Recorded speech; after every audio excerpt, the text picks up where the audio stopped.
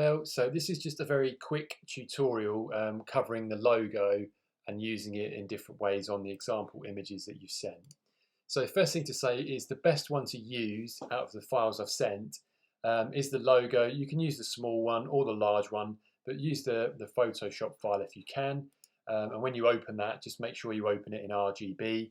And that way you've then got the colors, so you can see that's a color version of the logo. If you opened it and it was grayscale, obviously you'd lose the color and it would look more like that. So to start with, use the color version, and then you'll see you've got the transparent background, or the little sort of cross hatching on the back of that lets you know that's the case.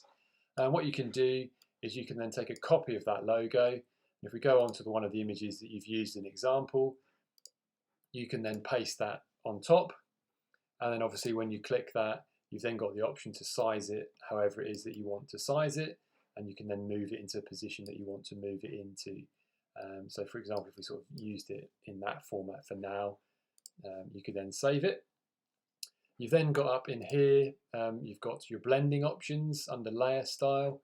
So you can then make that more of a watermark, adjust the color like that, to sort of make it not quite so intrusive as it was. And then if you find that actually you don't want the color version, you can go back, turn it grayscale, copy that, and actually use, like you've done at the top there, use a mono version of it.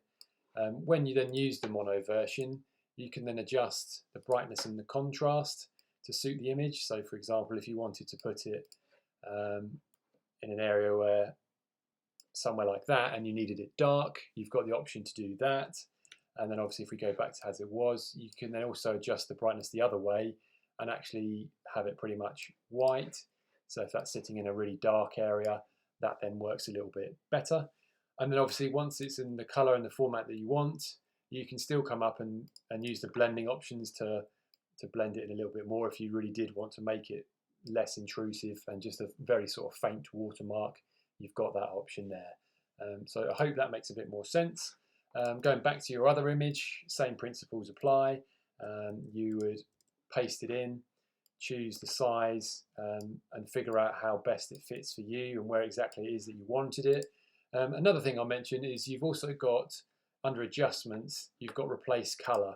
So if you decided that this was not quite the right color for this image, you can change the shading of that, of that blue, go for a darker color, or you could actually completely change the color to something that suits the image better.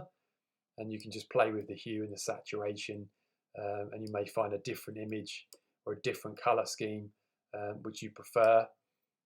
And you can obviously change the color of the logo. You don't have to use the same color. I've seen a lot of different companies that will change their logo to suit the branding or to suit what they're particularly doing.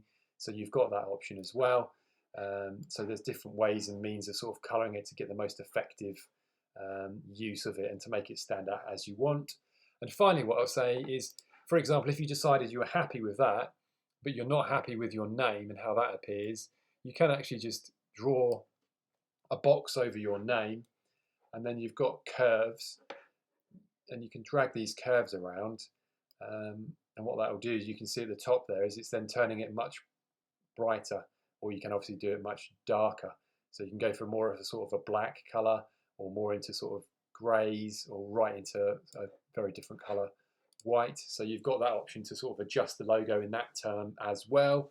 And then so between all of those different options, you should be able to find a way of using the logo pretty much in any situation.